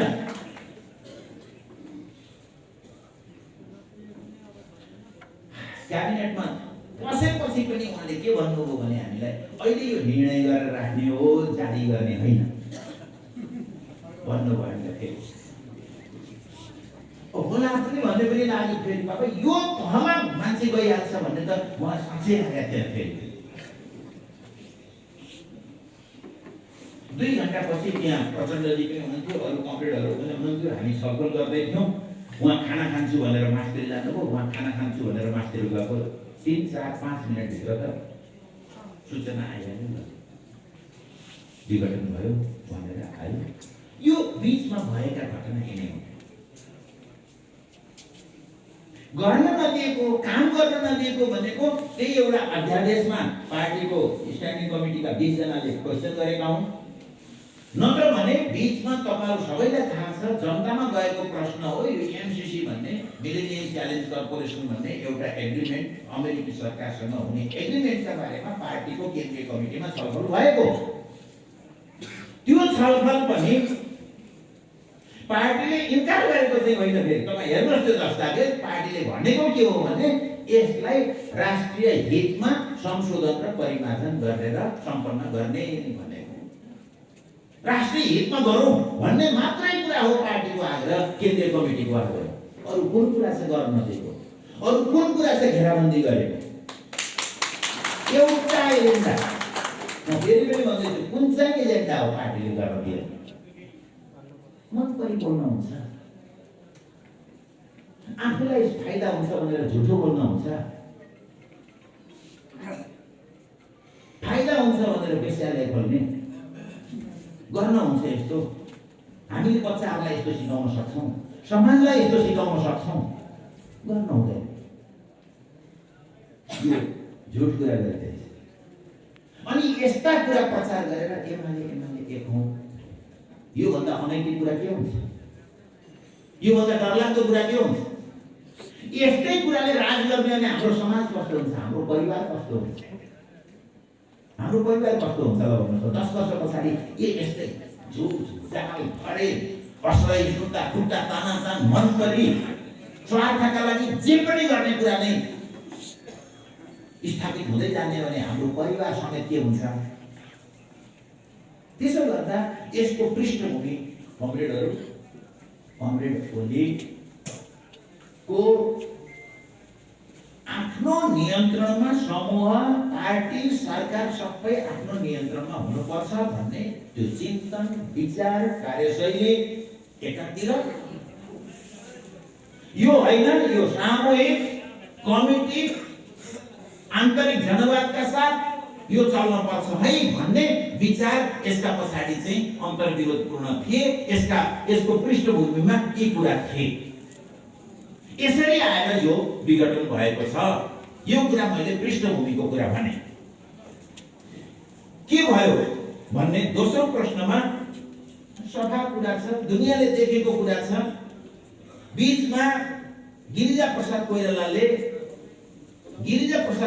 संसद विघटन गरेपछि सुरु भएको त्यतिखेरको 47 सालको प्रजातन्त्रको अस्थिरता, त्यस पछाडि यो 62-63 पछि भएका तमाम लेनदेनहरू, गठबन्धनहरू, यो सबै हेरेपछि गएको 50 वर्ष, गएको 70 वर्ष होइन, गएको 70 वर्षमा हाम्रो मुलुकमा एउटा पनि सरकार 5 वर्ष चल्न नसक्ने भएपछि यो कुरालाई विचार गरेर संविधान सभामा छलफल भयो र संविधान सभाले यसलाई कसरी अन्त्य गर्ने, नियन्त्रण गर्ने, यो अस्थिरतालाई कसरी नियन्त्रण गर्ने भनेर त्यसले संविधानमा राम्ररी बकाइदा व्यवस्था के गर्यो भने अब प्रधानमन्त्रीले पनि मनमौजी विघटन गर्न नपाउने, किनभने प्रधानमन्त्रीलाई मन लाग्यो विघटन गरिदिने, त्यो पनि चलन थियो। अनि आफू मन्त्री हुन पाइएन भने प्रधानमन्त्रीका विरुद्धमा अविश्वासको प्रस्ताव सुरु गरिहाल्ने, सांसदहरूको पनि फेरि अर्को एउटा व्यवस्थाले गर्दाखेरि, प्रवृत्तिले गर्दाखेरि अस्थिरता थियो। यो दुईटै कुरालाई रोक्नका लागि संविधानमा के गरियो भन्दाखेरि दुईटा व्यवस्था गरियो। एक, प्रधानमन्त्री चुनिसकेपछि त्यो प्रधानमन्त्रीलाई 2 वर्षसम्म अविश्वास राख्न नपाउने। अन्तको संसदीय व्यवस्थामा यस्तो हुँदैन। यो हामी यहाँ नयाँ कुरा हाल्यो। किन नयाँ कुरा हालेको भन्दा यो सांसदहरूले अस्थिरता ल्याए, प्रधानमन्त्रीलाई राम्ररी काम गर्न दिएनन् भनेर 2 वर्षसम्म राम्ररी काम गर्नका लागि प्रधानमन्त्रीलाई ठाउँ दिनका लागि त्यो व्यवस्था गरियो।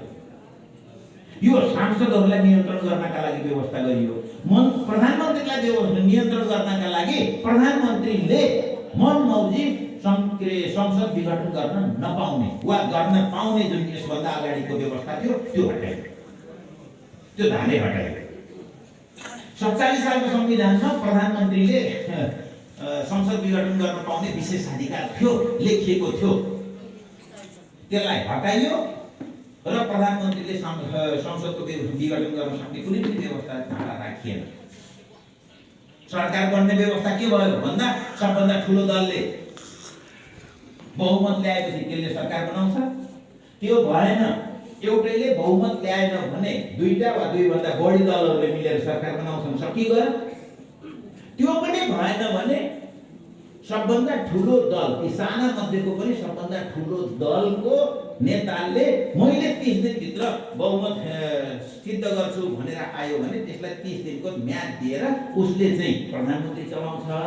30 दिनभित्र उसले बहुमत साबित गर्न सकेन भने त्यतिखेर बल्ल, किनभने संसदले सरकारै दिन सकेन, बनाउन सकेन भनेपछि त्यो अवस्थामा मात्रै विघटन त गर्नै पर्यो। त्यो अवस्था मात्रै राखेर, त्यो मात्रै ठाउँ राखेर हामीले संविधान बनायौँ। सोची विचारेर छलफल गरेर हामीले संविधान बनायौँ। त्यही 2टा कुरा राख्यौँ।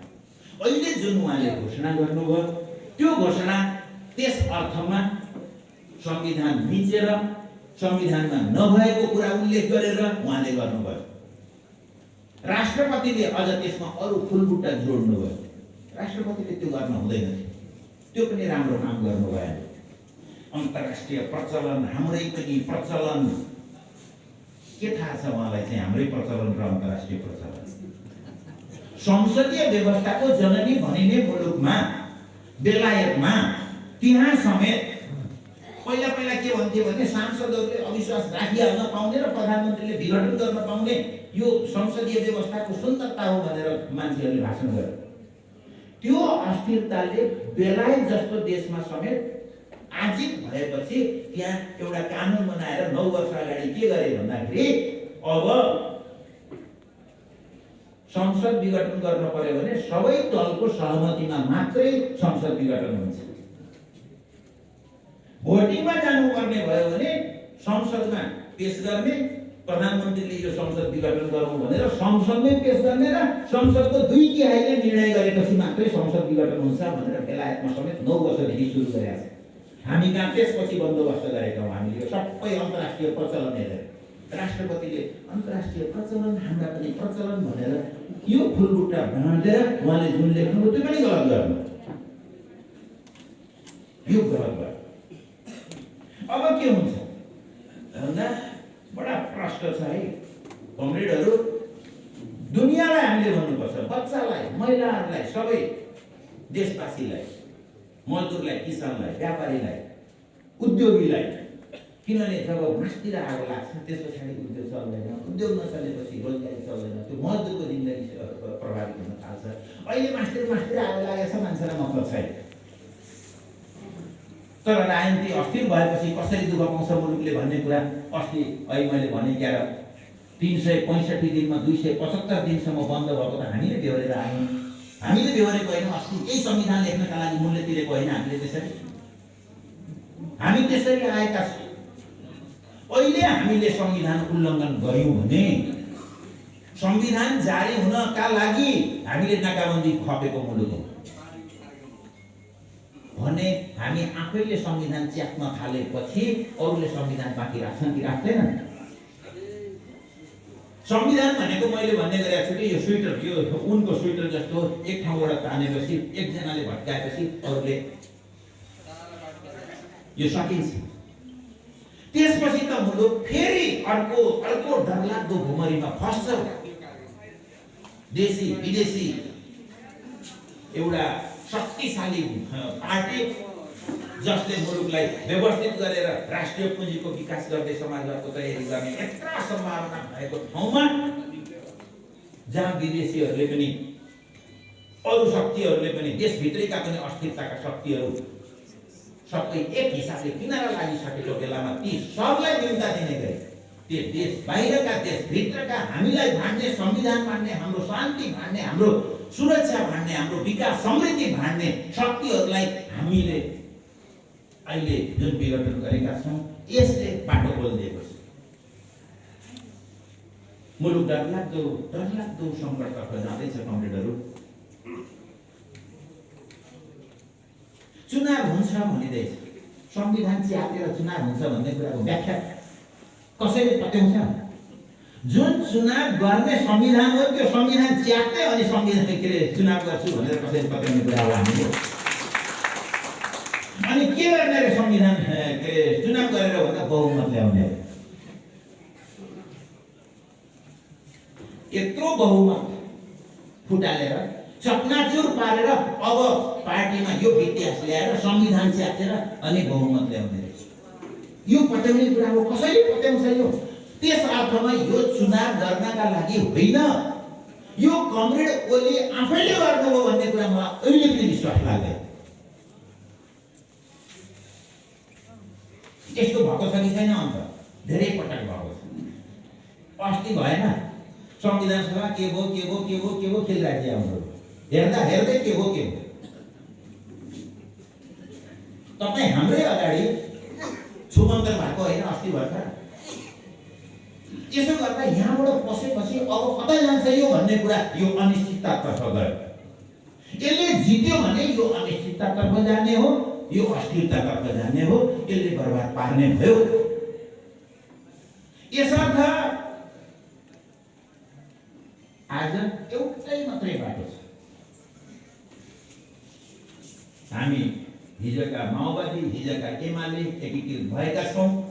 हामी सबै मान्छे पार्टी एकताबद्ध भएर जुन बाटोमा गयो, जुन सम्भावनाको ढोका यसले खोल्यो, यत्रो हर्ष उल्लास हाम्रो मुलुकमा देखियो। अरू मान्छे मात्र सामान्य एकदम इमान्दार काङ्ग्रेसहरू अरू पार्टीका मान्छेहरू पनि खुसी भए। कमसे कम ठिक छ, चुनाव हो, आए, कम्युनिस्ट आए, केही भएन, चुनावबाट आए, प्रजातान्त्रिक लोकतान्त्रिक तरिकाले आए, राम्रै भयो। मुलुक कमसे कम अब स्थिर दिशातर्फ जाने भयो, स्थिरताको तर्फ, लोकतान्त्रिक स्थिरतातर्फ जाने भयो भनेर मान्छेहरू खुसी भए। तर आज जे भयो यसले यो सबै कुरा बर्बाद पार्दैछ। यस अर्थमा यो हाम्रो मात्रै मुद्दा रहेन। पार्टी एकताको पक्षमा रहने हरेक कमरेडका लागि एउटै, यदि इमान्दारितापूर्वक हामीले पार्टी एकताको कुरा गरेका हौँ भने संसद बिउताउनु बाहेक, संसद फिर्ता गर्नु बाहेक अब पार्टी एकता कसरी एकता हुन्छ? अर्को कुनै बाटो छैन। पार्टी एकता गर्नका लागि पनि त्यही बाटो हो, संविधान रक्षा गर्ने बाटो पनि त्यही हो। मुलुकलाई फेरि डरलाग्दो यो विध्वंसतर्फ जान नदिने बाटो पनि संसदको पुनर्स्थापना नै हो। संसदको पुनर्स्थापना भयो, हामीलाई केही चोटपटक लाग्यो भनेदेखि पनि त्यसको समीक्षा गरौँला र हामी अगाडि जान्छौँ। संसदको पुनर्स्थापना भएन भने सत्यानाश हुन्छ। त्यसो गर्दा दुईटा मात्रै एजेन्डा छन्, या त सत्यानाश या संसदको पुनर्स्थापना। म दोहोऱ्याएर भन्छु कमरेडहरू, हाम्रा अगाडि हामी नेकपाका अगाडि मात्रै होइन, जो हामी हिजो नेकपा एमाले, नेकपा माओवादी भएर आएका छौँ, हाम्रा अगाडि मात्रै पनि होइन, यो समस्त दुनियाँका अगाडि, यो मुलुकका अगाडि दुईटा एजेन्डा छन् हाम्रो। कुन बाटो रोज्ने? यो प्रचण्डको पछाडि लाग्ने वा के गर्ने? एमाले एक हौँ नहौँ, गर्न दिएनन्, यो सबै यी भ्रमहरू, यी प्रचारहरू, यी सबै तपसिलका कुरा हो। कता लाग्नु? संसदलाई भिउटाउने हो, लोकतन्त्रलाई ट्र्याकमा ल्याउने हो, फेरि लिगमा हाल्ने हो, संविधानको रक्षा गर्ने हो, पार्टीको समेत एकताको रक्षा गर्ने हो र क्रमशः अगाडि जाने हो। यो एउटा बाटो। अर्को बाटो कमरेड ओलीले भन्नुभएको बाटो हो। त्यो भनेको संसदको विघटन ठिक छ भन्ने हो, संविधान च्याप्नु ठिक छ भन्ने हो, त्यसपछि मुलुकलाई अस्थिरतातर्फ धकेल्नु ठिक छ भन्ने हो। अरू मुद्दा होइन होला। कसैले हामीले चाहिँ मन्त्री हुने कुरा गरे होला, आशा होला। लोकतन्त्र रह्यो भने त्यो लोकतान्त्रिक मुलुकको मन्त्री हुनुहुन्छ तपाईँ, राजनीतिक नियुक्ति पाउनु होला। तल मैले त सुन्दैछु अहिले मेरो जिल्लामा त अझ चर्को छ। त्यहाँ 45 जना त सिसिएम भइसकेका छन्, नयाँ सिसिएम। त्यो पुरै सल्लाह नै अहिले चाहिँ सुरु भएको छ।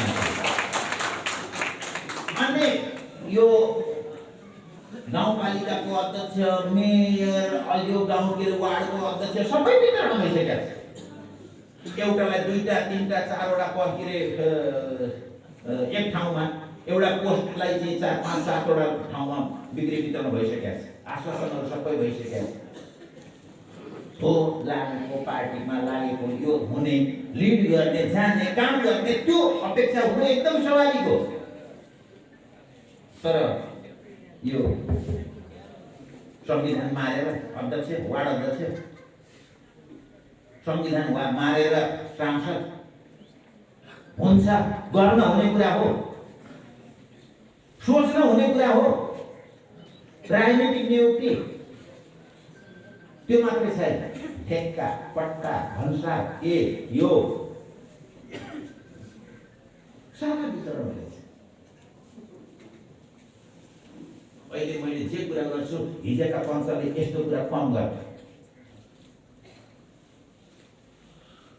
केही मण्डलीहरू थिए दुराचारीहरू, बहुत थोरै।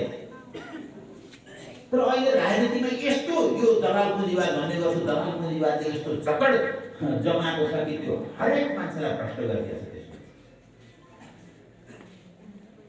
हरेक मान्छेलाई भ्रष्ट गर्नका लागि त्यो गरेर पनि अनि पदमा टिकिराख्न र पार्टीको भनिराख्न, कम्युनिस्ट पार्टी भनिराख्नका लागि यो सब जे हरकत हुँदैछ यो गलत हुँदैछ। तर कहिले पनि आजसम्मको इतिहासमा नियुक्ति बाँडेर, घुस खुवाएर, आश्वासन दिएर कहिलेको क्रान्ति रोकिया छैन है कमरेड। कहिले क्रान्ति रोकिएन।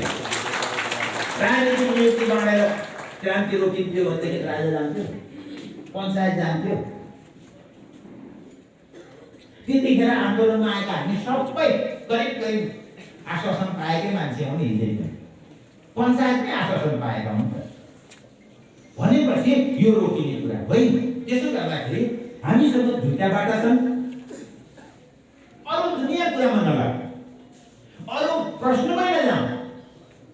संसद विघटन ठिक हुन्छ, बस प्रश्न यो टुङ्ग्याउनु पर्ने कुरा यो। अनि हुने के हो त, बाटो के हो त भन्दा हामीसँग 2टा बाटो छन्। एउटा सर्वनाशको, सत्यनाशको बाटो छ, अर्को संसद पुनर्स्थापनाको बाटो। यो भन्दा बाहेक हामीसँग अर्को कुनै बाटो छैन। यही कुरा जनतामा लिएर फर्किन्छ कि फर्किँदैन। संविधान धेरै प्रश्न छ। मैले यही भन्ने रहेको छु। न्यायाधीश कतिखेर चाहिन्छ भन्दा अन्याय हुन नदिन पो न्यायाधीश चाहिन्छ, अदालत चाहिन्छ। यत्रो घोर अन्याय हुँदाखेरि न्यायालय यसैलाई सफल गर्नका लागि न्याय चाहिन्छ, न्यायालय चाहिन्छ, अदालत चाहिन्छ, प्रधान न्यायाधीश चाहिन्छ, चाहिँदैन। न्यायालय चाहिएकै सरकारले, कार्यकारीले बदमासी गर्न नसकोस् भनेर अदालत चाहिने हो। प्रष्ट लेखेको ठाउँमा संविधानमा प्रष्ट व्यवस्था भएको, हिजो छलफल भएको आधार यस्तो आधार हो जसले यो संसद फर्किन्छ फर्किन्छ फर्किन्छ। कमरेडहरू कुनै शक्तिले दोस्रो एउटा त संविधान नै यस्तो आधार दोस्रो, कमरेड ओली बाहेक कसैको अनुहार भाषण गर्दा उज्यालो देख्नु भएको छ, विश्वास देख्नु भएको छ। ओली कमरेड के कारणले विश्वस्त देखिनुहुन्छ त्यो रहस्यपूर्ण छ। तर अर्को कोही किन भन्दा तपाईँ संविधानविद भन्नुहोस्, हिजोका न्यायाधीश भन्नुहोस्, प्रधान न्यायाधीश भन्नुहोस्, कानुनविद भन्नुहोस्, मिडिया भन्नुहोस्, बुद्धिजीवी भन्नुहोस्, ती कसैले यसको समर्थन गर्छन्? दुनिया, नागरिक समाज एकातिर छ, बौद्धिक सोच्ने विचार्ने जमात एकातिर छ। यो दोस्रो आधार। तेस्रो, राजनीतिक पार्टीहरू करिब करिब सबै हाम्रो भक्तपुरको साथीहरू हुन्छ नि, नारायण मानजी, उहाँ बाहेक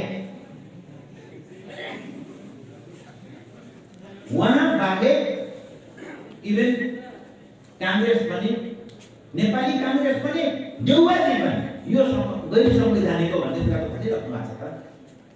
त्यसै गर्दा सबै राजनीतिक शक्तिहरू, पार्टीहरू एकातिर छन्, सारा नागरिक समाज, बुद्धिजीवी, कानुनविद, संविधानविद एकातिर छन्। संविधानमा लेखिएको अक्षर र भावना बडा प्रष्ट छ। यी तीनटा यस्ता आधारहरू हुन् जसले संसदको पुनर्स्थापना गराइसक्छ, गराउँछ, अनौठो हुनेवाला छ। यो संसद राजा महेन्द्रले खोसेको संसद हामीले 30 वर्षमा फिर्ता गरेका हौँ कमरेड, 30 वर्षमा। ज्ञानेन्द्रले खोसेको संसद हामीले 3 वर्ष नपुग्दै खोसेका हौँ। म त भन्ने गरेको छु, कमरेड ओलीले खोसेको संसद हामी 3 महिनाभित्र फिर्ता गर्ने, फिर्ता गरिने। अर्को कुनै उपाय छैन। यस्तो विश्वास गरौँ, मैले हाम्रो न्यायालयका मान्छेहरू, हाम्रो न्यायालयका न्यायमूर्तिहरू, न्यायाधीशहरू मुलुकको यत्रो सम्भावना छोडेर मुलुकलाई फेरि उनका कलमले फेरि संविधानमा लेखिएको अर्को कुरा लेखिँदै संविधानमा लेखिएका कुराका बडा प्रष्ट शब्दमा लेखिएका कुराका विरुद्धमा गएर मुलुकलाई बर्बाद पार्नका लागि यी न्यायाधीशहरूले यस्तो गर्छन् भनेर म विश्वास साँच्चीको गर्दै। मान्छेलाई अनेक लागेको छ यो पुनर्स्थापना हुँदैन भन्ने पनि छ, पुनर्स्थापना हुँदैन भनेर भन्ने मान्छेहरू पनि छन्। त्यसबाट कमरेड ओली र उहाँको पक्षका केही मान्छेहरू खुसी भएको देखेको छु मैले। तर्क के छ बिचरा ती भन्ने मान्छेहरूको पुनर्स्थापना हुँदैन कि भन्नेहरूको के छ भन्दा सबै सेटिङ मिलाइसकेको छ, पैसा दिएर किनिसके होला, यो पुनर्स्थापना हुँदैन भनेको के छ जनमतमा गएर बुझ्नुहोस्। सेटिङ मिलाइएको अवस्थामा बाहेक, स्वयं पैसाले अदालत किनिएको अवस्थामा बाहेक यो संसद पुनर्स्थापित हुन्छ भन्ने विश्वास त आम जनतामा छैन, त्यही होइन। संसद पुनर्स्थापना हुन्छ भन्ने जनमत त छ, हुनुपर्छ भन्ने जनमत त अलरेडी छँदैछ। संसद पुनर्स्थापना हुँदैन कि भन्ने जनमत पनि के हो भन्ने विचार कसै कहाँ गएर उधारो माग्यो, खाएर उधारोले भनेर भन्यो, माग्न सकेन। किन माग्न सक्दैन भन्दा उधारोको पैसा तिमीले लगेको उधारोको पैसा तिर न भन्दाखेरि कुर्छ कि भनेर माग्न सकेन भने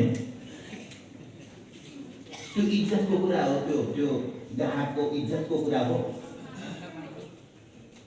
किन पैसा माग्न सक्दैन पसलले भन्दा मूर्ख छ, कुच्याइहाल्छ नि भनेर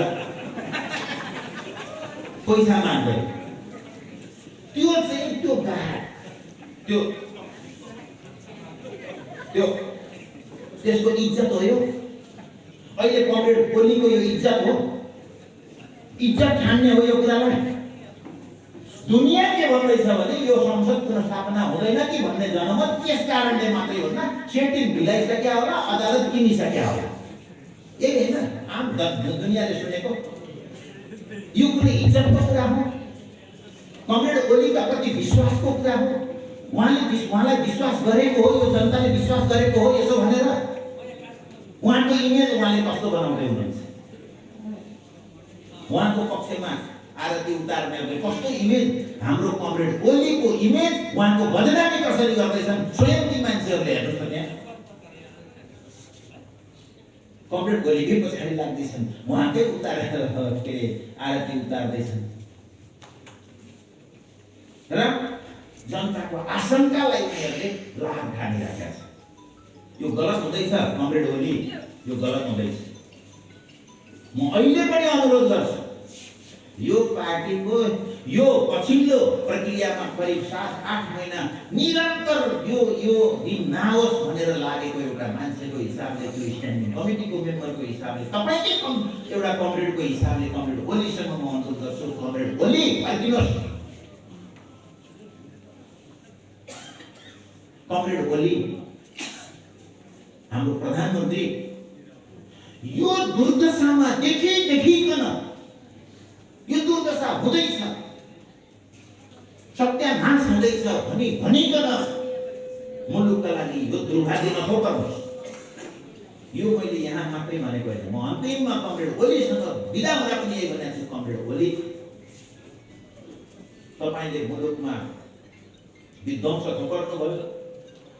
मैले भनेकै भाषा भन्ने हो भने यो कम्युनिस्ट आन्दोलनको भाग्य फुटाउनु भयो कमरेड। मैले उहाँलाई भनेर हिँडेको छु, तपाईहरूको बेहाल त दुर्दशा हुनेवाला छ। मैले भनेको शब्द भन्दैछु है, तपाईहरूको त दुर्दशा हुनेवाला छ। दुर्दशा हाम्रो पनि हुन्छ, तर तपाईहरूको दुर्दशाको कहानी नै यति लामो हुनेवाला छ कि हाम्रो दुर्दशाको कथा लेख्नका लागि इतिहासमा त्यति धेरै पढ्न छैनन् कमरेड भनेर मैले भनेको छु।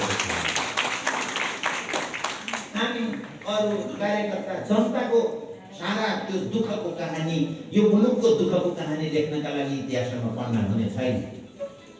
मैले अन्तिममा उहाँसँग बिदा हुँदाखेरि यही भनेर हिँडेको छु, राजीनामा गरेँ, राजीनामा गरेर म बिदा हुन गएँ, बिदा हुन जाँदा यही भनेर हिँडेको छु। र आज फेरि भन्दैछु कमरेड ओली फर्किनुहोस्। कमरेड ओलीको पक्षमा लागेका साथीहरू, कमरेडहरू, म साँच्चै भन्दैछु, म पुरा इमानका साथ भन्छु, राजनीतिक मान्छेहरू मैले पहिलेदेखि भन्दै आएको छु, कमरेड ओलीको पक्षमा रहेका राजनीतिक भनिने कोही पनि मान्छे यो विद्यासको पक्षमा कोही पनि छैन, कोही पनि छैन, मनले कोही पनि छैन। तपाईहरुले प्रयत्न गर्नुस्, अझै पनि प्रयत्न गर्नुस्, पार्टी विभाजनलाई रोक्नुस्, संविधान च्याकिनबाट रोक्नुस्, यो लोकतन्त्र सखाप हुनबाट रोक्नुस्।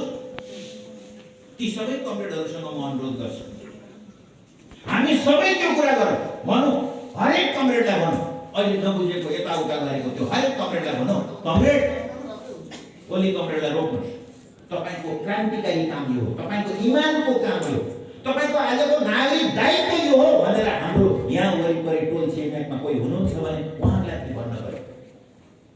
यो बेलामा इमान नडगमगाओस् कमरेड भनेर हामीले अनुरोध गर्छौँ।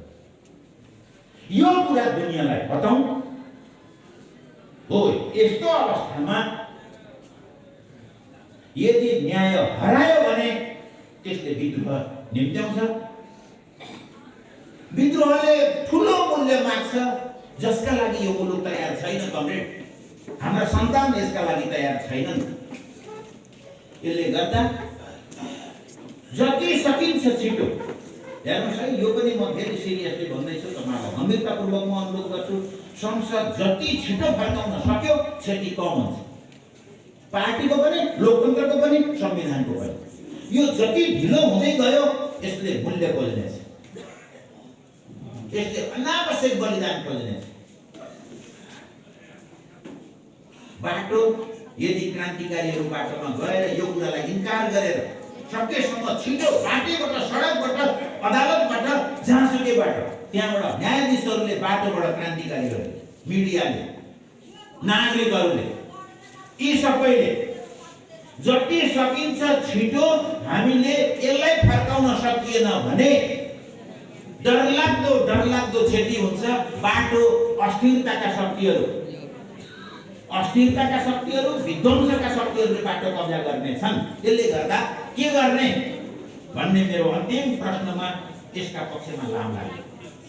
संसद पुनर्स्थापनाका पक्षमा लाम लाग्ने र 3 महिनाभन्दा भित्रै 3 महिना पुर्याएर होइन 3 महिना भित्रै संसदलाई बेउताउने र पार्टीलाई एकताबद्ध राख्ने, संविधानलाई ठिक ठाउँमा राख्ने, लोकतन्त्रलाई ठिक ठाउँमा राख्ने। योभन्दा अगाडि मुलुकका अगाडि कुनै बाटो छैन। त्यही कारणले हाम्रो अगाडि पनि बाटो छैन। हामी न्याय, सत्य, लोकतन्त्र, पार्टी एकताको पक्षमा उभिनका लागि अनुरोध गर्दै, अपिल गर्दै बिदा हुन्छु। धन्यवाद।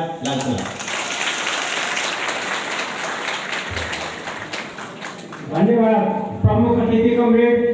आदरणीय कमरेडहरू, मैले पहिले नै उद्घोष गरेको थिएँ, यो कार्यक्रमलाई सम्बोधन गर्न हाम्रो पार्टी केन्द्रीय कमिटीको सदस्य, युवा महिला नेत्री रामकुमारी झाँक्री समेत आउनुहुन्छ भनेर मैले